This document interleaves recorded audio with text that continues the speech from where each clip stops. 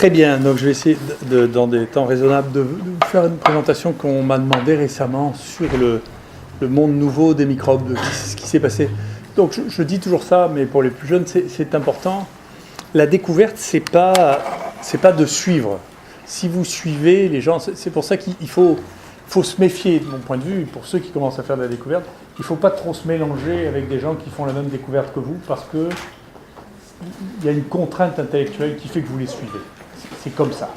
Que donc, si vous voulez découvrir des choses, il faut être autonome. C'est pour ça que dans les gens qui découvrent, il y a essentiellement les très jeunes, ou les gens qui ont changé de champ, ou les gens qui se donnent des circonstances particulières pour découvrir des choses. Sinon, vous faites que suivre ce que font les autres. C'est pas inutile, mais c'est pas des découvertes. C'est pas comme ça qu'on découvre les choses. Si vous voulez vraiment voir ce que c'est que l'histoire des découvertes, à côté des découvertes de médecine, il faut regarder l'histoire de Galilée ou de Christophe Colomb. C'est comme ça qu'on fait les découvertes. C'est pas en suivant les académies, ni en suivant les courants dominants. Et donc, c'est d'ailleurs un contresens, le truc de l'Europe, d'obliger les gens à mettre des réseaux, si vous voulez, de gens qui font la même chose pour travailler ensemble.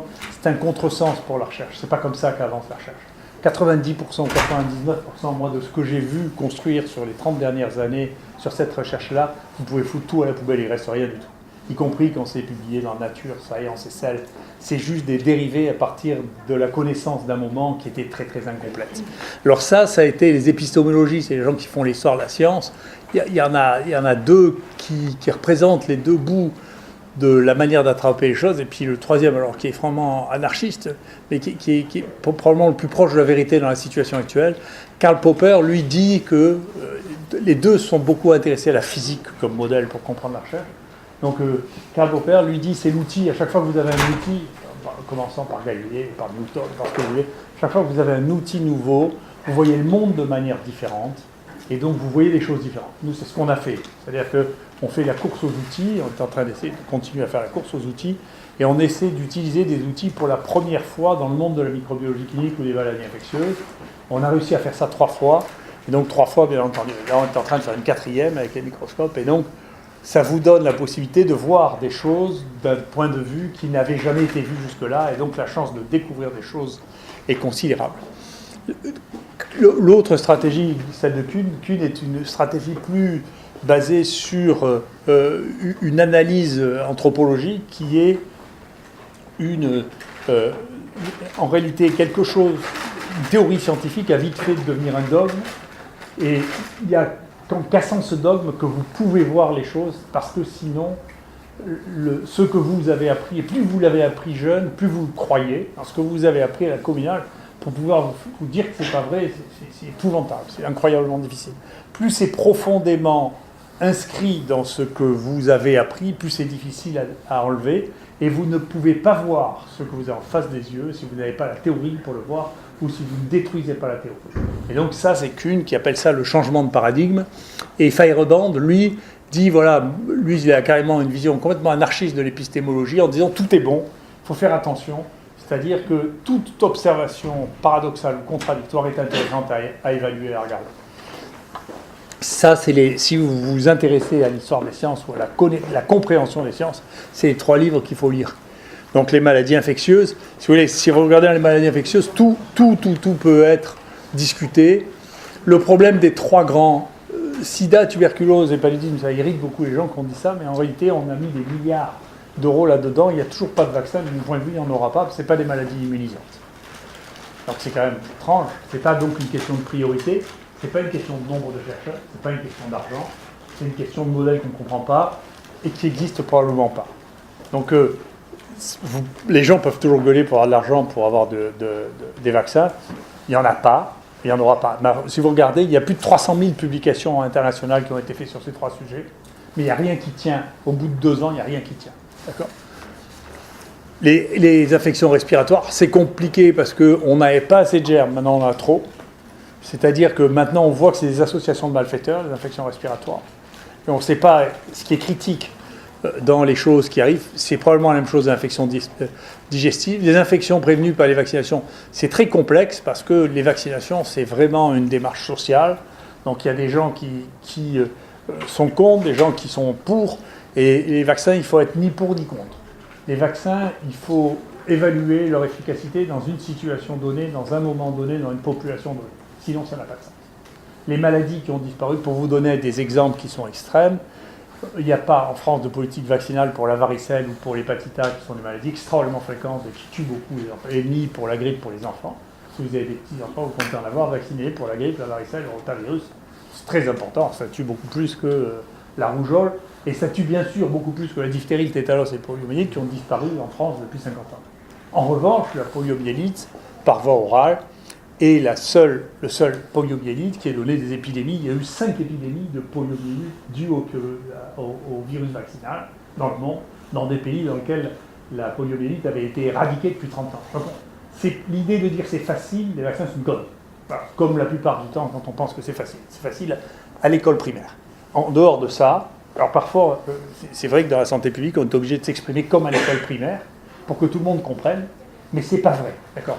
Pour nous, on a le droit de savoir que c'est vrai. Voilà. Je peux vous dire, regardez si vous avez la curiosité des épidémies de la poliomyélite, et ce qui est très embêtant, c'est que le virus maintenant vaccinal de la poliomyélite circule, et que donc les pays dans lesquels la poliomyélite avait été éradiquée, on est obligé de continuer à faire du vaccin contre la polio parce qu'ils vont choper la poliomyélite vaccinale. C'est quand même, on est quand même arrivé, donc on a le droit de parler des vaccins sans être... je peux difficilement être suspect d'être un anti-scientifique quand même. Donc c'est compliqué. Voilà, les infections nosocomiales, ça c'est les tuyaux essentiellement, les infections émergentes. Moi je crois que les infections émergentes les plus importantes c'est les clones, c'est pas les nouveaux. Les nouveaux, il y en a très très peu qui apparaissent comme étant des maladies infectieuses. Ça excite tout le monde, mais c'est très rare. Ce qui apparaît, c'est des clones. C'est-à-dire chez Chikungunya, c'était jamais qu'un clone. Tout ça, ce sont des clones nouveaux. D'accord ? Dans un monde de microbes qui existent, il apparaît des clones, et ces clones ont une histoire différente. Et les clones, c'est de la surspécialisation. N'oubliez jamais, une espèce, ça veut dire que c'est spécialisé. Une espèce qui s'est déjà spécialisée plus ou moins chez l'homme, elle peut se surspécialiser dans des circonstances particulières et représenter un danger. Microbes et cancer, bien entendu, c'est un champ qui est en pleine explosion, nécessaire, utile. Il y a au moins 2 histoires de cancer guéries par les microbes. Un très ancien, avant la Deuxième Guerre mondiale, où les gens avaient constaté que quand on avait un érysipèle, on guérissait des sarcomes. Il a commencé à foutre des infections par le streptoa à des gens qui avaient des sarcomes avec une efficacité, puis ça a été oublié. Et ensuite, les cancers de la vessie sont traités depuis 50 ans par le BCG en intravésical et ça marche. Donc c'est compliqué. Et à côté de ça, il y a des bactéries et des virus qui donnent des cancers. Donc les rapports entre cancer et microbes sont des points, c'est vraiment un domaine émergent de la connaissance, d'autant que les microbes modulent l'activité de l'immunothérapie actuelle. Enfin, les résistances aux antibiotiques, qui est un des sujets, là aussi, les plus complexes, c'est aussi complexe que la vaccination. C'est pas simple, c'est pas juste, les médecins généralistes donnent trop d'antibiotiques, c'est pour ça qu'il y a des résistances, parce que ça, c'est pas vrai. Que la résistance soit liée à la présence d'antibiotiques, c'est probablement vrai, c'est pas sûr, c'est probablement vrai, mais la source de ces antibiotiques, ça on ne sait pas, est-ce qu'elle est naturelle, pas naturelle, et l'endroit dans lequel ils sont prescrits, bien entendu, si vous êtes dans des écosystèmes étroits, dans lesquels il y a beaucoup d'antibiotiques et peu de gens à la résistance, vous êtes dans des systèmes dans lesquels il y a beaucoup de monde et pas beaucoup d'antibiotiques, il n'y a pas de pression de sélection. Donc c'est compliqué tout ça. Donc les outils ont changé, donc ils ont commencé avec le microscope, et tout de suite on a dit il y a les microbes c'est ce qu'on voit au microscope, qu'on ne voit pas à l'œil nu, et donc ensuite, il y a beaucoup de Français qui ont défini, les Français adorent définir, je vais comprendre, c'est moi aussi j'adore nommer et définir, je trouve que je suis vraiment de cette culture. Donc c'est Pasteur qui a solidifié le mot microbe, et puis ensuite c'est Chaton qui a solidifié le mot eucaryotes, procaryotes, en disant ils ont des noyaux, ils n'ont pas de noyaux, ce qui n'est pas entièrement vrai, parce qu'il y a des bactéries qui ont des noyaux ou au moins des membranes internes. Et puis la définition des virus a été basée sur la taille. Et donc les virus, c'est quelque chose qu'on ne voit pas au microscope au XIXe siècle, et qui est filtrable à travers un filtre de porcelaine, dit filtre Chamberlain. Et donc, pendant un siècle, on va penser que les virus sont petits, et que tout ce qui n'est pas petit n'est pas virus. D'accord ? Et donc, c'est un premier blocage, ce 0,22, qui peut aller jusqu'à 0,45, en réalité, qui est un peu la limite de la vision photonique. C'est un monde inconnu jusqu'au moment où il y a le microscope électronique, Mais on ne va pas voir, jusqu'au XXIe siècle, on ne va pas voir les virus géants. Et donc on les trouvera ici parce qu'on travaille sur les bactéries intracellulaires et qu'on finira par voir que ce n'est pas une bactérie intracellulaire, mais c'est un virus géant.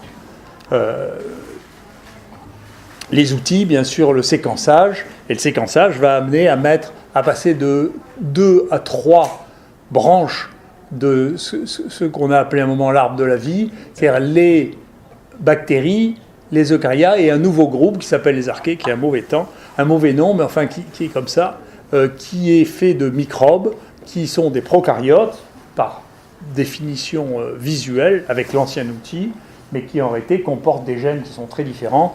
Et ces gènes, au moins pour les gènes d'information, sont plutôt plus proches des eucaryotes que des bactéries. La variabilité des bestioles sur la Terre, c'est pour ça que je ne crois pas beaucoup aux déductions qui sont faites sur notre niveau de connaissance actuel. Si ça est vrai, ça veut dire qu'il y a pour les bactéries 10 millions d'espèces différentes à la surface de la Terre, et on en connaît un peu plus de 10 000. D'accord ? Ça veut dire qu'on en connaît à peu près 1 sur 1000. Donc dans ces conditions-là, faire des théories, il faut être conscient que ces théories sont des théories momentanées. C'est pareil pour les archées. Pour les eucaryotes, c'est un peu différent. Ce qui est visible à l'œil nu, donc l'outil visuel, alors là, on voit mieux, c'est peut-être 50% de ce qu'on voit. Et puis, de 10 à 50%, vous voyez les insectes, on estime qu'on ne connaît que 10% encore des insectes. Des espèces d'insectes, et puis les protistes. Mais alors, si vous regardez les virus qui, eux, on ne voit même pas au microscope, alors là, on rentre dans des mondes dans lesquels la variabilité est extravagante. Voilà. Donc, on ne sait pas. Donc, nous, on a continué à penser que la culture était un outil différent de la microscopie et de la biologie moléculaire, et on l'a utilisé beaucoup de manière à enrichir le répertoire. Vous voyez, on part de tellement bas pour aller plus haut. Alors, chez l'homme, globalement, quand on a commencé, il y avait 1800 bactéries qui étaient connues chez l'homme. Donc, actuellement, on est à 2500. Nous, on a trouvé ça comme commensaux. Je ne sais pas si c'est le dernier, mais enfin, dans les commensaux, on a trouvé, nous, à peu près, je sais pas, 1400, on a rajouté à peu près 1400 bestioles, 1400 espèces bactériennes qui n'étaient pas connues comme étant commensales du tube digestif, dont ces nouvelles espèces, maintenant on est à 600 nouvelles espèces, comment ça, sur les 2500 qui sont connues, et à peu près 600 espèces sur les, je sais pas, 1800 qu'on peut trouver comme commensaux.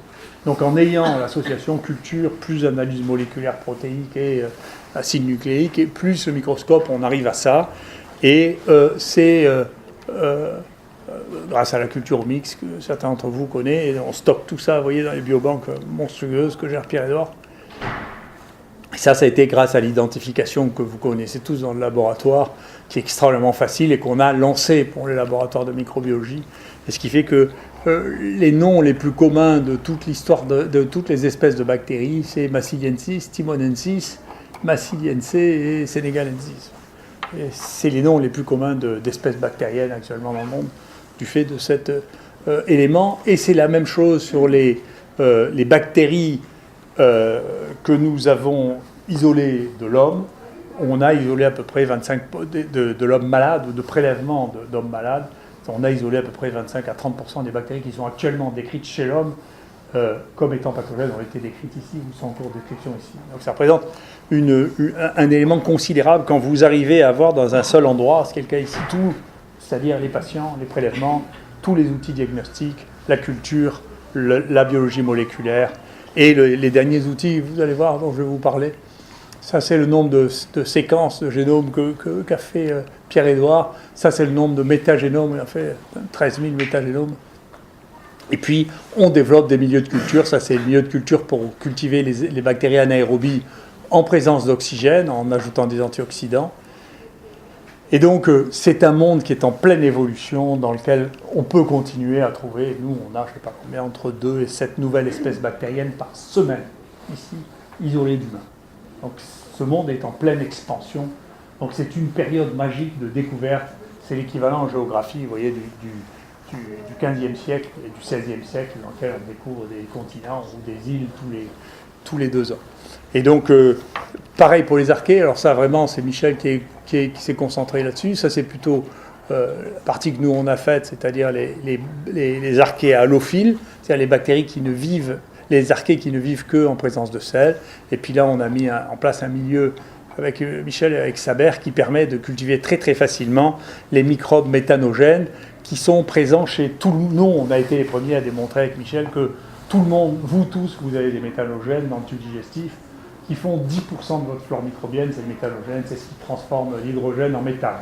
D'accord ? C'est comme ça que vous recyclez l'hydrogène et que vous pouvez digérer. Si vous n'aviez pas ça, vous digérez mal parce que vous ne pouvez pas recycler le système NADH, NADPH. Et donc, actuellement, l'équipe avec Michel est la seule équipe. Il n'y a que 4 équipes au monde qui cultivent ça chez l'homme. Et c'est l'équipe qui a retrouvé. Alors, dans la bouche, les gens avaient déjà trouvé ça, mais dans l'estomac du nouveau-né, ça c'est ici. Les vaginaux, c'est ici. Le papier a été accepté aujourd'hui. Le lait, c'est ici. Ça vient d'être accepté aussi avec le colostrum. La salive ici. Et puis le sang. Maintenant, on regarde dans le sang et on trouve des méthanogènes associés aux bactéries dans le sang des patients, et y compris chez des gens qui ont des endocardites. Et donc, c'est un pathogène d'endocardite qui est complètement inconnu. Personne n'a regardé dans le sang s'il y avait des méthanogènes jusqu'à maintenant. C'est un monde qui s'ouvre. C'est le début d'un monde sur la place des méthanogènes. Ça, c'est les autres équipes qui ont publié la recherche de méthanogènes. Ça, c'est nous. Donc, on a découvert ici de nouvelles espèces. Et puis, pour la première fois, on a montré que c'est un microbe qui est pathogène dans les abcès du cerveau, dans les abcès musculaires, dans les infections osseuses et dans les endocardites. On le retrouve sans qu'on sache réellement ce qu'est son rôle pathogène parce qu'on le retrouve toujours en association avec une bactérie. Et donc, on ne sait pas ce qu'est son rôle individuel. Ça, c'est tous les... Ensuite, dans les eucaryotes, alors on a commencé à regarder les champignons, mais on a passé le relais maintenant à Stéphane Rank. Mais globalement, il y a un monde entier à découvrir. Là aussi, on a trouvé un nouveau milieu de culture. Alors, dans la virologie, bien sûr, on a été à l'origine de la découverte des virus géants. Il y a maintenant 17 familles de virus géants, c'est ça ? Ouais. Et quand vous faites de la métagénomique de prélèvement humain, parmi les séquences les plus fréquentes que vous trouvez celles des virus géants. Donc, quel est leur rôle en pathologie ? C'est compliqué. On a isolé quelques virus en pathologie. Dans le prélèvement respiratoire, on en a mis en évidence dans les ganglions, dans le sang. Qu'est-ce que ça fait en pratique ? C'est quelque chose qui est un peu compliqué, mais qu'on va encore approcher de manière plus fonctionnelle avec notre prochain joujou, qui est celui de la microscope électronique. Souvenez-vous, vous avez le devoir de penser différemment, parce que le premier homme célèbre de Marseille, c'est Pythéas. Et donc Pythéas, c'est un marin grec, c'est une ville grecque, c'est le IIIe siècle avant Jésus-Christ, qui est parti et qui a décrit les premiers icebergs, qui a décrit un endroit où le soleil ne se couchait jamais. En réalité, il avait découvert la Grande-Bretagne et la Norvège, et personne ne l'a cru. Et Pythéas a été réhabilité, en particulier tous les géographes romains et grecs ont considéré que c'était inventable, que c'était pas vrai. Et il a été réhabilité, on l'a redécouvert au XIVe siècle. Donc pendant 17 siècles, on a considéré que la description qu'il a faite, donc vous voyez que le poids, ça veut dire que si vous trouvez quelque chose qui est contre la théorie, c'est contre même les dieux, parce que le dieu du jour, le dieu de la nuit, si vous dites qu'il n'y a plus le jour de la nuit, c'est bon. Donc ça veut dire que vous remettez en cause tous les dieux. Et donc si la puissance de la théorie à côté de l'observation est colossale, ça ne vous paraît pas évident, mais je vous assure que c'est vrai. C'est-à-dire que quand vous voyez quelque chose et que vous décrivez quelque chose, si ça va contre la théorie, vendre ce que vous avez vu est un combat incroyablement difficile. Les gens vous disent que vous êtes trompés, vous étiez sous, vous êtes dingue, que maintenant la mode c'est de dire vous êtes contaminé. Donc il y a toujours une raison pour vous expliquer que c'est pas ça, mais n'oubliez pas que Pythéas doit être votre maître, parce que c'est le premier maître marseillais, et que Einstein disait pareil. Il dit on ne peut voir que ce que la théorie autorise. Donc méfiez-vous des théories si vous n'avez pas l'esprit de Feyerabend. Donc la définition par la taille, bien entendu, a été une catastrophe, mais ça nous a permis, nous, de découvrir les premiers virus géants, parce que tout le monde pensait qu'ils étaient petits. On nous avait envoyé une bactérie intracellulaire, et on a fini par se rendre compte que cette bactérie intracellulaire, qui est la même taille que Coxiella, ou Rickettsia ou Trophérima, en réalité était un virus géant. Et puis, c'est devenu un monde compliqué dans lequel on finit par penser ce qui différencie vraiment les virus du reste. Maintenant que vous avez enlevé au début, c'était la taille. Très bien. Après, quand on a fait la génétique, on a dit non, mais il y a un truc qui est commun à tout le vivant, en dehors des virus, c'est le ribosome. Donc, on classe les choses sur le ribosome, mais ça n'a pas de ribosome, les virus géants. Donc, ça veut dire que vous décidez que vous sortez du vivant ce qui n'a pas de ribosome, c'est votre deuxième outil. Alors que le premier outil est en train de vous ramener des microbes que vous auriez classés comme des virus, vous n'arrivez pas à les classer parce que si vous vous classez sur le ribosome, vous ne pouvez pas le classer. Donc il faut détruire aussi la classification basée sur le ribosome, comme on a détruit la classification basée sur la vision au microscope optique. Sinon, vous ne pouvez pas voir les choses. D'accord ? Ce qui est intéressant. Alors, moi, je sais que j'ai plusieurs histoires comme ça. Généralement, ce qu'ils disent, vraiment, quand ils n'osent pas vous dire que vous racontez des conneries, ils vous disent, mais c'est une exception. Et quand c'est une exception, ça veut dire que la théorie commence à trembler, et c'est là qu'il faut la secouer jusqu'à ce qu'on la casse. Voilà.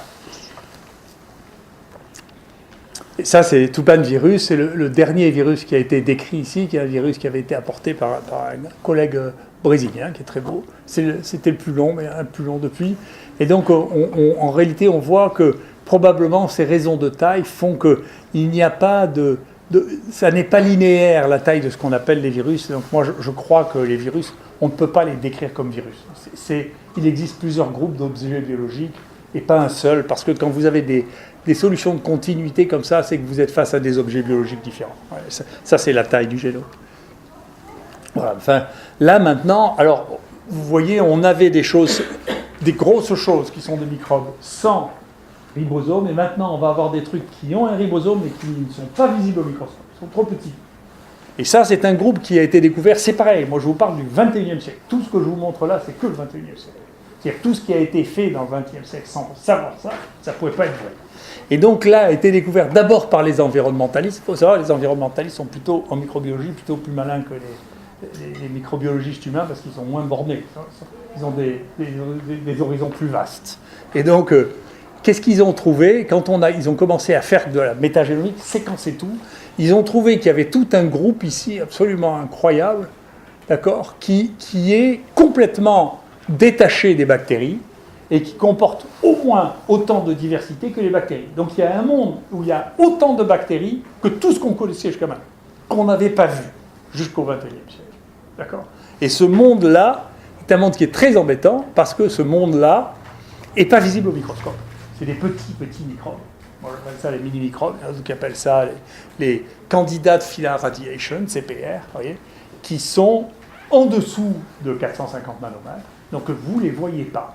Donc vous voyez, vous avez l'opposé, d'un côté les virus qu'on voit et qui n'ont pas de ribosome, et d'autre part les bactéries, ce sont pas les bactéries, les mini-microbes qu'on ne voit pas, mais qui ont de la phylogénie. Et donc il y avait un papier, alors c'est très intéressant parce que lui il n'a pas vu, il y a un type qui a fait de la métagénomique sur le sang, il publiait ça en PLAS et il balance toutes ces séquences, et il y a un type sur son blog qui dit tiens, il n'a pas vu, mais il y a un TM7, un CPR, qui circule dans le sang de ces gens, que lui a identifié en regardant les séquences, parce qu'il était intéressé par ça, un environnementaliste. Vous voyez ?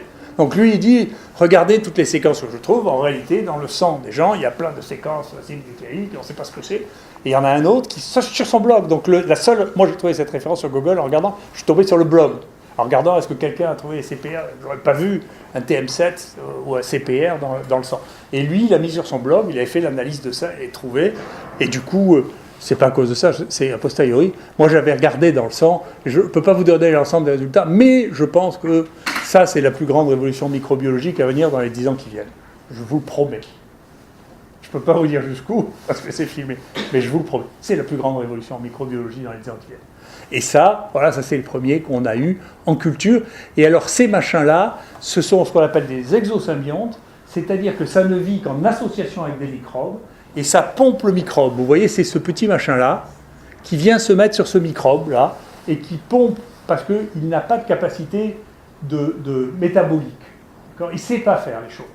Il sait juste il a donc les gènes dits informationnels, l'information qui permet de se dupliquer, de se machin, etc. Mais il n'a pas les gènes métaboliques. Et donc c'est comme les intracellulaires, les Rickettsies qu'on avait qui elles vont dans les cellules, mais eux, ils vont pomper non pas les cellules eucaryotes, ils vont pomper les prokaryotes et de temps en temps les eucaryotes, enfin c'est préliminaire, mais en se mettant dehors, non pas dedans, mais dehors, et en pompant ce dont ils ont besoin directement en connexion avec le microbe en question. Là, vous voyez d'autres CPR. Voyez, on en trouve aussi dans le lait, on en trouve dans le sang. Et donc, vous arrivez à des définitions, vous voyez, à partir de, c'était pas compliqué, c'était visible, invisible au microscope, où là, vous aviez les microbes. Et là, maintenant, vous avez, comme les mini-bactéries, il y a aussi des mini-archées, qui constituent aussi un monde complètement à part. J'attends impatiemment que Michel se mette au boulot sur les mini-archées, les nano-archées, les mini-microbes.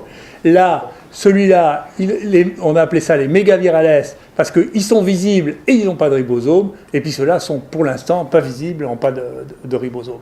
Donc le monde microbien tel qu'il est au début du XXIe siècle, il est comme ça, il n'est pas juste avec ce qu'il y a ici en blanc et ce qu'il y a en blanc ici.